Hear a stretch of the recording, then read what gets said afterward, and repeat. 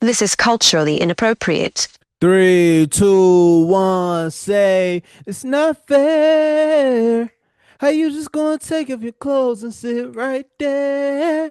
That's it, that's it, that's right there, not fair.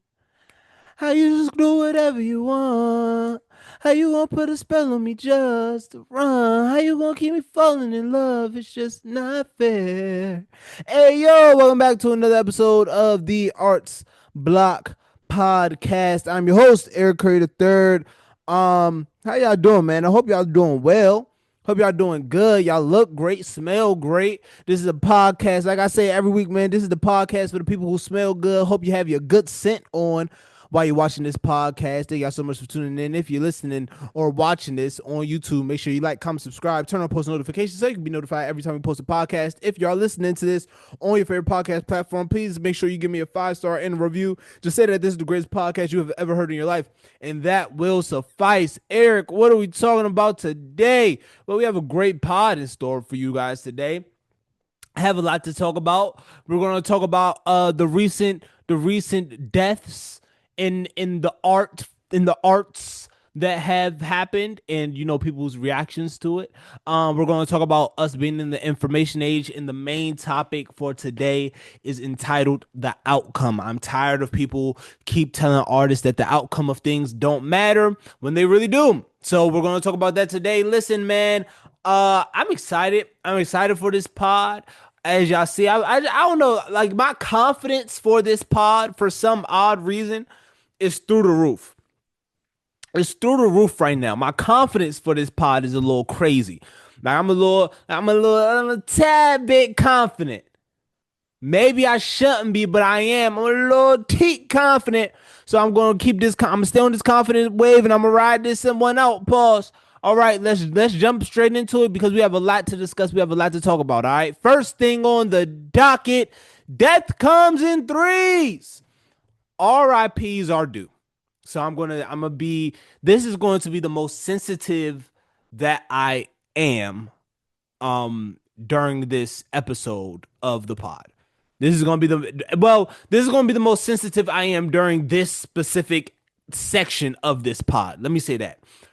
So I have to give a couple of RIPs. This is going to be the one genuine. I won't say genuine, but this is going to be the one RIP that's like really comes like this hit hard for me when I learned about this. RIP, rest in peace to Malcolm Jamal Warner. He died last week due to apparent drowning. Yeah, RIP Malcolm Jamal Warner. That was a huge hit.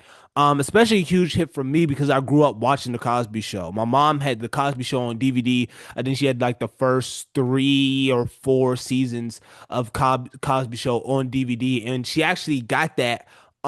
She went to South by Southwest one year and came back with that, and I think like the first 2 or 3 seasons of the Fresh Prince, and she came back with it as a gift for me when she went to South by Southwest in Austin. She came back, and that was like a gift that she gave me. She gave me the Cosby Show DVDs, Fresh Prince DVDs, and it was like a wrestling DVD that she gave me. And I used to sit there in front of the TV and watch it religiously. While Cosby Show came out in the '80s, Theo was heavily a part of my like heavy like a part of my childhood. So this Malcolm Jamal Warner loss was tough. Also got a chance to actually speak and talk with Malcolm Jamal Warner like 2 years ago, I believe. I think it was like going into my yeah, I think this was going into my freshman year of college, I think, or going in it's either going into my freshman year of college or going into my senior year of high school. I can't remember. But I got a chance to speak with him and interview him, and he was a really cool guy, or was a really cool guy, super down to earth guy. And the way everybody like speaks about Malcolm Jamal Warner, the way everybody just kind of like the world kind of just gathered around in that moment and just like um felt that loss. It's such a tragedy.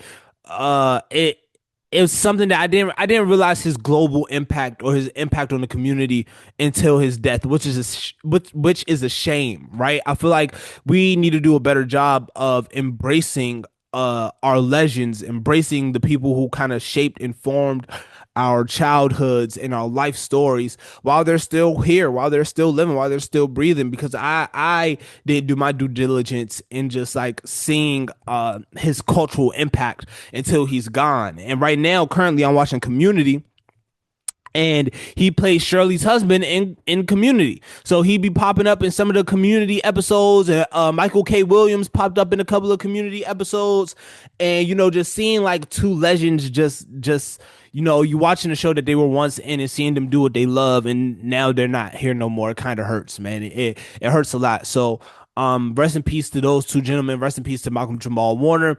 All right, next, rest in peace, Ozzy Osbourne, man. Rock legend. I think he's the only person to be nominated or to be inducted in the Rock and Roll Hall of Fame twice. Man, RP Ozzy. Ozzy had a long fought battle dang, what's it called? Dang. What is it called, y'all? I did a whole project on this disease in high school. Um Parkinson's. There we go. It was losing me. I was like, dang, it starts with a P. I did a whole project on Parkinson's in high school. So, when they say he had Parkinson's, I was like, oh, dang, yeah, that's a tough one. That's a tough one. But yeah, R.I.P. Ozzy. Ozzy, I ain't gonna lie, and we're gonna speak on this in like 2 minutes. While Ozzy was not the greatest person in the world, the way he went out like last concert, last hurrah, sitting on the throne, sitting in his little chair, not moving, having a crowd full of people singing word for word every song he ever made. Dog, to be honest, that was the best, like that was like a concert funeral. Like he got a chance to see his like going away, which is fire to me. Like he planned that concert as a going away. And you know what else I think about doing that? While this wasn't the intent of it, just it kind of happening like that. Frankie Beverly. That when Frankie Beverly passed, and he did like the going away show in Philly like 2 or 3 months before he passed. And I was like, dog, like low key, that like him doing like one last show and then passing to me, that's so hard. Like that's such a hard way to go out for me. Like if you go out doing what you love, you do what you love, give it one last hurrah, then you go out. Like that's hard. That's hard. And Ozzy planned it. He knew he was going out. So he was like, you know what, let's do one last show, one last hurrah show. Boom, and get up out of there. And he did it. He saw it happen. He lived to see it happen. He lived to see the aftermath of it. And then he went where he went. So rest in peace, Ozzy Osbourne, legend in the rock game. And last but certainly not least. Now, this is a passing. I was not expecting Malcolm Jamal Warner. I for sure wasn't expecting this one. Rest in peace, Hulk Hogan. See, this is where I wish I had my soundboard. But rest in peace, Hulk Hogan. Boom, boom, boom. Oh, Jesus Christ. Rest in peace, Hulk Hogan. Man died at age 71 from cardiac arrest. And I know this is like a really dark way to start the pod. Like we're starting the pod off with a whole bunch of death. But I'm getting to it. Let me get to it. Man, Hulk Hogan, professional wrestler, shaped and formed a lot of youth male childhood. If your dad, uncle, anybody you know and love was a child in the 80s while Hulk Hogan was wrestling, they are or were Hulk Hogan fans. Now, this is why I'm saying were, right? I was talking to my dad. I think this is like the day after Hulk Hogan died, or a couple days after Hulk Hogan died. And we were sitting there in the kitchen, and I was like, dang, man, imagine you have a childhood hero and you have this hero for all of your life. And then once you get older, you realize your childhood hero is a bigot. You realize that he's a bigot. And that must be a different level of pain. Nick, all the young black kids who was ripping their shirts and wanted to be Hulk Hogan, it was about, yeah, brother. Then 30, 30, 40-ish years later, he's online talking about some, yeah, he's never gonna let his daughter date a hard ER unless he play basketball. That's a direct quote.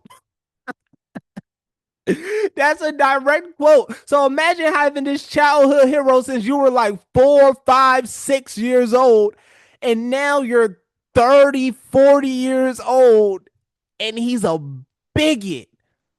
Oh, that's a different level of pain. I can only feel for my OGs. Listen, that's the worst. It's the worst when you find out that your childhood hero is, and excuse my language, an asshole. Like that sucks. It has to suck. Well, I don't know that feeling. It has to suck when you realize your childhood hero is a bad person. Listen, and your view on heroism has to be different. Like your view on like who you call your heroes or who you call people that you look up to or your inspirations, X, Y, and Z, all of that has to look different now because guess what? You put somebody on a pedestal who is a racist bigot who, if he saw you in the street, he might not to your face call you a hard ER, but in the back of his mind, he was thinking, man, I just shook a hand with a hard ER. Jeez, that's tough. That's tough. That's a and I know I shouldn't be laughing, and I'm for sure gonna have to repent for this after. But like that's a tough pill to swallow. Your childhood hero is a terrible, awful, disgusting, racist human being. But then you have to also maybe think of yourself a little differently too. And think of like what you value and like how gullible that you may seem because I put a bigot as my hero. I put a bad person as my hero. Now I'm not saying that everybody's perfect. Everybody has flaws. Everybody has something wrong with them. I'm pretty sure, like my hero, one of my heroes is Pharrell, and I'm pretty sure, like Pharrell had the whole Khalees thing and the whole thing with him and Chad right now. Like Pharrell isn't the best person in the world.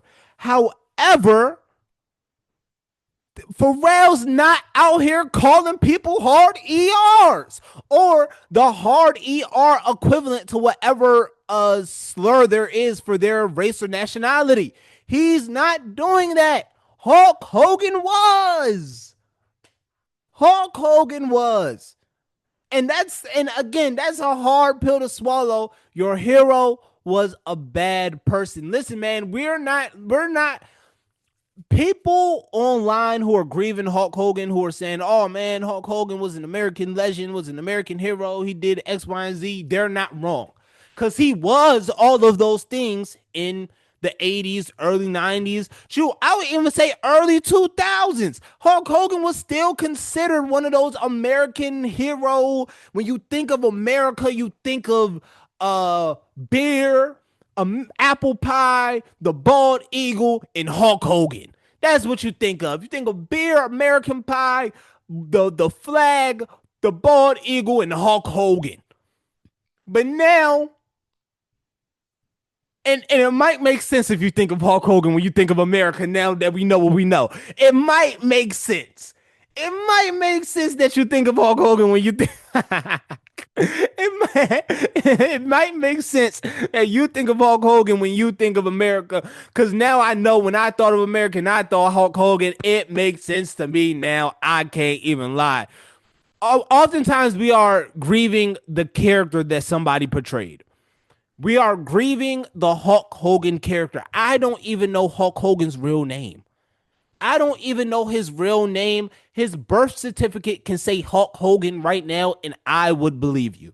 If his first and last name is legally Hulk Hogan, I would 1,000% believe you. If you told me that right now, I wouldn't even question you as being a liar. I think his name is like Terry something. I don't know. But I say that to say the character is who we fell in love with. We don't know the person. So everybody's saying Hulk Hogan was this big American figure. He was this superhero. He was this X, Y, and Z. That's true. The character was that. But the person that his in private, that his family knew and that his friends knew and that everybody else knew and everybody else in the WWE locker room knew, like that person, we don't know that person. We know, hey brother, got your brother, brother. That's what we know. We don't know, I'm not gonna let my daughter date in hard ER unless he's 8 foot tall and plays basketball. Because if you're going to date in hard ER, at least date a rich one. I promise you that might be a direct quote word for word. That somebody fact check me. That might be a direct quote word for word. If I'm that good, please actually don't fact check me on that, because if y'all let me know that I'm that good at what I do, y'all won't hear the end of it. Y'all won't hear the end of it, and I need to be humbled. So actually, don't tell me that's what that. Don't tell me if I got that 100% right, even though I feel like I hit that dead on the nose. I feel like I hit that dead on the nose. Don't let me know though. But yeah, RIP to all those individuals. RIP Malcolm Jamal Warner. RIP Ozzy Osbourne. Even though I found out that Ozzy was racist too when he died, I didn't know that. I didn't know Ozzy was racist, but I'm gonna let him aside because we have a bigger racist to deal with. Hulk Hogan. R.I.P. to you too, sir. Prayers for all the families, friends, fans, and individual companions of all of those people. But also I seen something on the Joe Budden podcast, right? And they asked the question, when is it too early to talk about all the bad things somebody did, but like when they died, right? So when somebody's died, when it's too early to talk about all the bad things? And to be honest, I don't believe in there being a such thing as too early to talk about all the BS that somebody did on earth once they died. I don't believe in that. Because if you did bad things, those bad things should be talked about. What, you died and now we have to only say good things? That's not a rule. We should be able to be honest about our experience with you alive or dead. And when you die, I'm gonna be honest about my experience that I lived with you. So I'm gonna be honest about, oh no, I saw this that he said X, Y, and Z. I'm gonna be honest about the experience. That was my experience with Hulkamania. Next thing on hey, I might get in trouble for that. Hey, I might get a couple phone calls for that one. Hey, do not call my phone. Do not call my phone, please. I do not need to hear it. I already know I'm going to hear it enough from the Lord. Please do not call my phone for this. Next thing on the docket, what's important? What do we have to talk about? How are we going to make you all better artists this week? Let's talk about the outcome, right? I saw this TikTok. I see a lot of TikToks. I see a lot of videos of people, artists, creatives, creators, whatever you want to call them. They come online and they say, hey, whatever you do, whether you paint, whether you draw, whatever you do, just make sure that you put the content out. Just make sure that you put the music out. Just put it out. Just release it. Just release it. It doesn't matter. Well, just release it. Right? And I see people in the comments eating that up. Yeah, you know what? I'm just gonna release the content now. Thank you for that. Oh, you know what? I'm just gonna do X, Y, and Z. Thank you for that. I'm just gonna release it now. I'm just gonna release the music now. Thank you for that. X, Y, and Z. I'm just gonna do whatever it is. I'm just gonna do that. How about you don't? And this is not me being a hater. This isn't hate. I know that's hate. I know we just got done with the episode of me calling myself a hater and me talking about hate. This isn't that. Pinky. I promise it's not hate. Pinky, listen, this ain't that. I'm being real. The outcome matters. People come on here and say, just put out the content. The outcome doesn't matter. What happens doesn't matter. Yes, it does. The outcome matters. What happens next matters. What happens after you put something out matters. That might be the most important part of the piece. And I'm not saying that because of people's opinions, people's views, whatever the case may be. I don't really care about what people think about stuff. As long as you feel good about it, that's what it is. But that also is what it is. You want to feel good about whatever you put out. So you can't so people are steering a lot of you all in the wrong direction, saying just put out the painting, just put out the art, just put out the music. No, do you feel good about what you are putting out? The outcome matters. Because now, say you just start putting out anything, right? Hold on, am I jumping out? Am I jumping? Oh no, I'm jumping ahead, right? I'm jumping ahead. My bad. You are giving people a false reality on how art is perceived and taken in. Let me explain. Art is perceived and taken in a way you sit, you watch, you listen, you view, right? You sit, you watch, you listen, you view. Or you stand and watch and listen or view or whatever, right? So you sit, you watch, you listen, and view. You take everything, all of the story, all of the outline, all of the everything in that you gave. Whatever you give me as an artist, I'm taking all of that in. The story, the pain, the suffering, the blood, the sweat, the tears. I'm taking all of that in.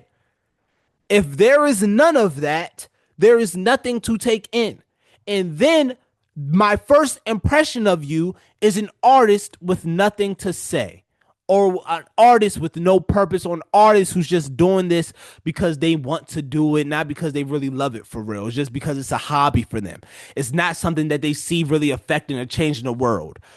Not everyone is is in a place creatively, I should say, where they're like a Tyler the Creator, for an instance, or they're like a Basquiat, or they're like, or they're in a place where they can just create, put out, and not think about it, right? And they know their fan base, they know their ability, they know all of those things. Not everybody is like that, where they can just create and release with no worry, no care in the world. No, you should have worry. You should have care.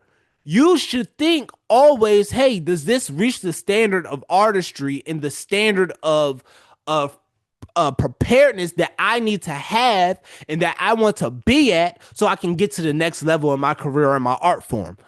If you're not thinking like, you're missing it. Oh, snap.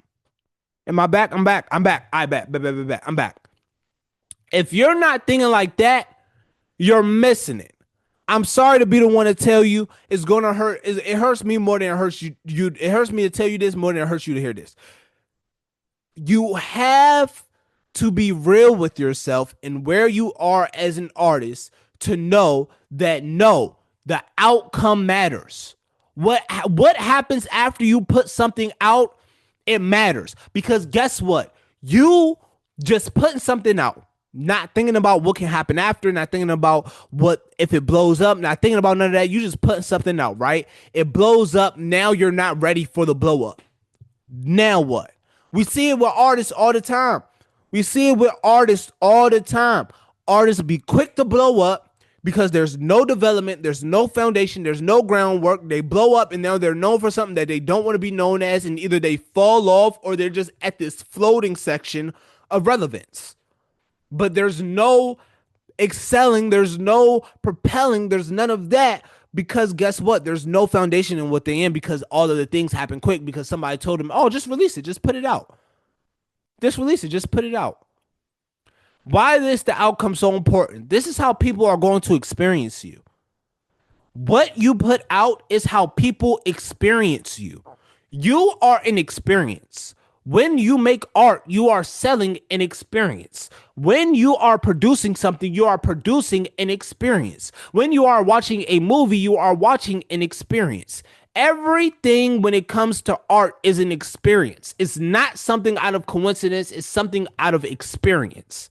So what you are doing, everything that you are doing, is for the experience of other people, so other people can experience you, your world, and your point of view. Right? Right. So if your art is an extension of who you are, and an extension of what you make, and an extension of how you see the world, an extension of your point of view, you want to make sure that your point of view is as clear as possible. You want to make sure that your point of view is as true as possible. You want to make sure that your point of view isn't just sloppy and thrown together and just put out. That's what because you don't want somebody to experience you in that way, unless you do. Now, if you don't care about people experiencing you that way and you just like, hey, man, forget what this guy's saying, then by all means. But you don't want people to experience you that way. For all the other people, you don't want people to experience you that way. You don't want to be known as the guy or the girl with the bad output. That's what you don't want to be known as. You don't want to be known as the guy or the girl. Hey, look at Susan. Susan, it has amazing potential. Susan can do X, Y, and Z. Susan can build goddamn rockets and become an astronaut and do whatever the case may be, but her output is bad. All the potential in the world, but bad output. Let me give you an example, right? I have a homie that I work with. Has all the potential in the world. And I'm a snitch on him too. And if he's watching this, he knows exactly who I'm talking about. He's going to know I'm talking about him. Has all the potential in the world to do literally anything that he wants to do. Anything that he wants to do, he has all the potential in the world to do it. However, he's caught at potential. He's caught at potential. And everybody sees his potential. Everybody that I work with sees his potential. Everybody that comes to my job sees his potential. But that's where he's stuck at. He's at a ceiling of his own potential. He's stuck at his own potential. So, dang, where was I going with that? I just lost my train of thought. Oh, boom. He's stuck at his own potential. So that's all he has. He can't exceed past his own potential because he thinks his potential is his max. He thinks that's his maximum. So he doesn't work hard. He doesn't do much. He shows up late. He's super laid back. He comes to work and he kind of, half-asses it a little bit. But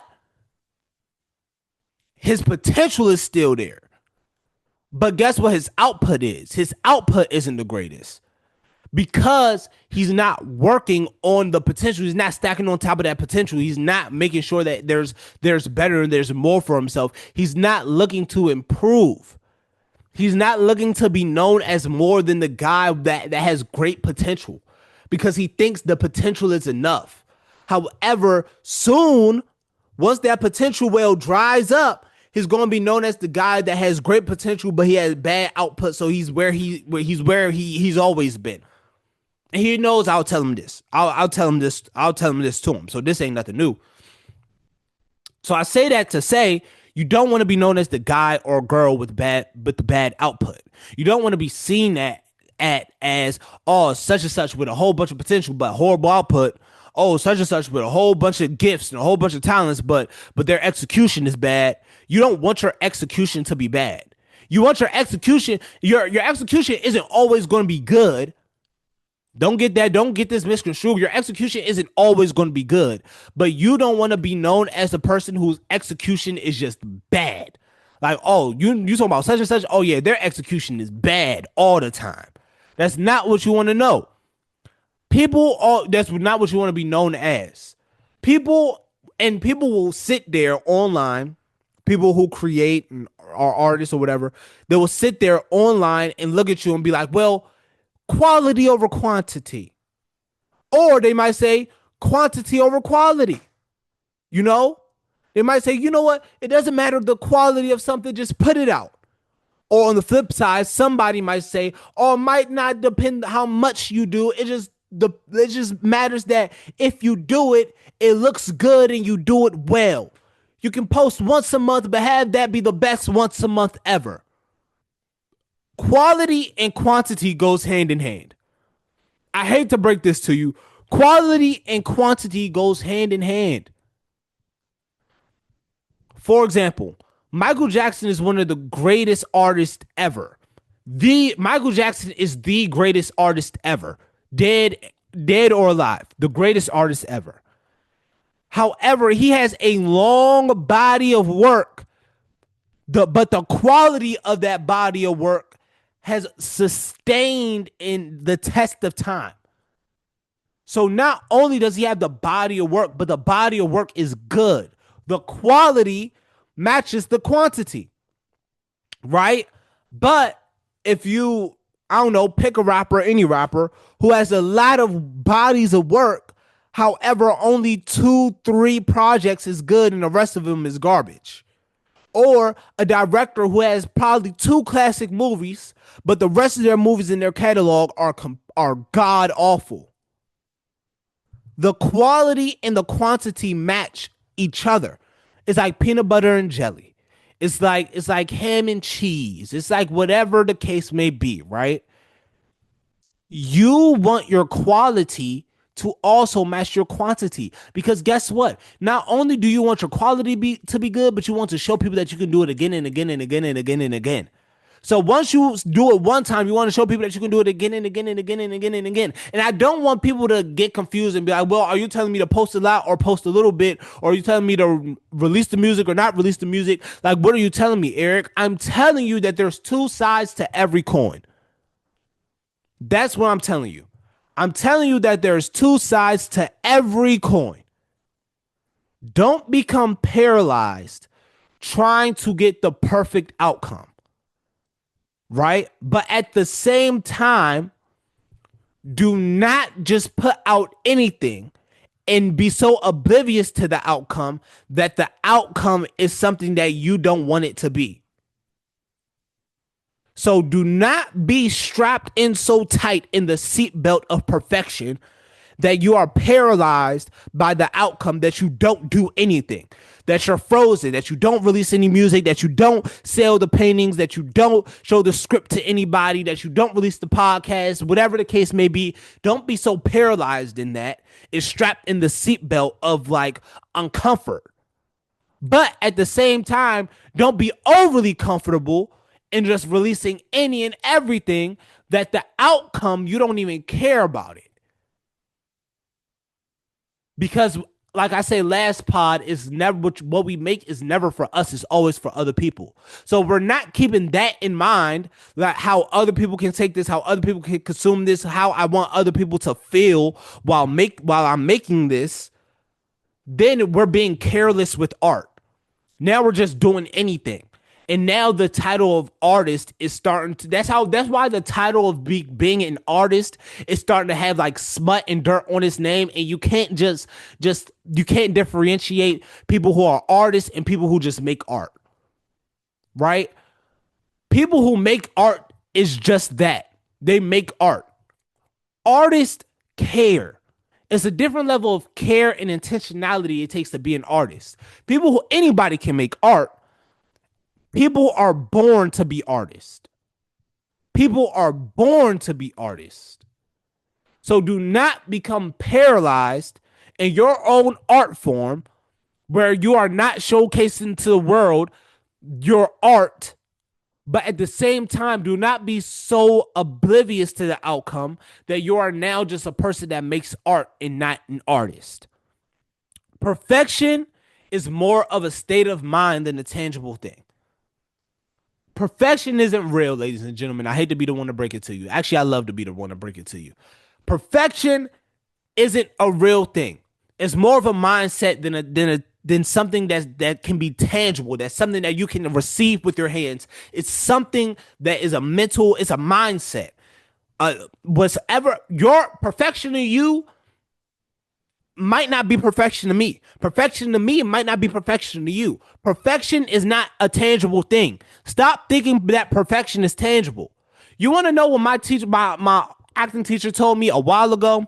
Mr. Ruffin. Mr. Ruffin, I released a short film called Liberation. You can find it on my Instagram right now, or you can find it on YouTube. Just search up Liberation by Eric Curry III.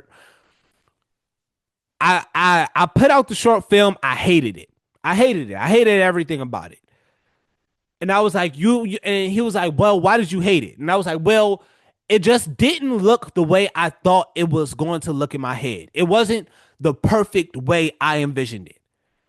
Mr. Ruffin looked me dead in my eyes and said, it was perfect when you put the end on it.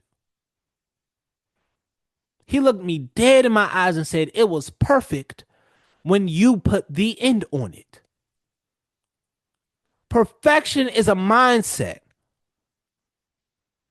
Perfection is a mindset. And I'm not telling you not to put out the art. That's not what I'm saying. But if you're going to put out the art, if you're going to release it, if you're going to let it go and let it be known to the world, do it with intelligence, do it with sacrecy, and do it like just knowing that people are going to be consuming what you put out. Even if you're posting a TikTok and it's you laying in bed, because that's what I post. I post on TikTok and I'm laying in bed and I'm got my do rag going to X, Y, Z. However, I'm posting intentionally. There's intention behind those words. Except if you're on my spam. If you're on my spam, that's I'm not really trying to be an artist on my spam. I'm just getting things off my chest. But on my main account, there's intention behind every word, every sentence, everything that I say. It's intention. I'm being intentional. Intentionality matters because guess what? That differentiates us from artists and just people who make art. Last thing on the docket, the information age. I think language is a funny thing. To be honest, I think language is a funny thing. I think being able to communicate thoughts clearly but still being misunderstood is a funny thing. That makes this a funny, weird time, hilarious, kiki, haha time that we live in. It's rare. It's rare. This isn't precedented. This hasn't happened before. We are in the generation with the fastest growing technology rate. We are the most technologically advanced generation ever. However, we do not use the technology in its full capability or how it should be used to better the economy. Language is hilarious to me. So I want to end this pod off like this, right? A little bit of encouragement. You can't let words get to you. Not even like on some sticks and stones may break my bones. No, no, no, no, no. Yes, that, but not that. We can't allow people's use of words to make us believe in some nonsense. Words are powerful. Words have power. So we can't just have people's use of words and their ability to manipulate and use words in such a way dictate one's beliefs to believe in some foolishness and some nonsense. Like I said earlier, this is the we are the most technologically advanced generation ever. Look stuff up on Google. Read an article. Read two articles. Read three of them. You're not doing nothing at work anyway. You're literally listening to a podcast right now. Look something up. Figure out how to be better. Figure out how to become smarter. Figure out how to impact your community in a certain way. But do not let these TikTok gurus, do not let these TikTok journalists, do not let these TikTok artists fool you into thinking some foolishness because they know how to put words in a sentence. Thank y'all so much for tuning into another episode of the Art Spot Podcast. I've been your host, Eric Curry III. But before we get out of here, I will give y'all my Dead or Alive. Now, what is Dead or Alive? Dead or Alive is a segment on the pod where me or the artist gets to choose artists that we would like to work with that is dead or alive. Now, we would choose one artist. We can choose 100 artists. This is my pod. I'm going to do whatever I want. I'm going to choose Jeezy because he was on the road right now, and I love to, do Jeezy's show. I love to do like the staging and like the set list and like MD Jeezy show. Who else? I would love to work with Spike Lee, Quentin Tarantino. Um and you know what? I wanna work on a podcast and reality TV show with my girl Manny. Shout out Manny. We're getting that started soon. Don't worry. Sit tight because that's coming down the pipe. Pause. Thank y'all so much for tuning in to another episode of Arts Block Podcast. I'm your host, Eric Curry III. You can follow me on Instagram at Eric Curry III. You can follow the podcast at Arts Block Podcast. If you are listening to this on YouTube, make sure you like, comment, subscribe, turn on post notifications so you can be notified every time we post a podcast. If you are listening to this on your favorite podcast platform, please give me a 5-star and a review. Please don't forget to share. Tell a friend and tell a friend and tell an auntie that you love the Arts Block Podcast, please. Yeah. Remember that artists never die. God loves you. I love you. Do something that you love every single day. Do it with meaning, do it with purpose, do it with passion, do it well, do it with love. I'm gonna see y'all when I see y'all, boys. Peace, love, and hair grease. I am out. See y'all next week. This is culturally inappropriate.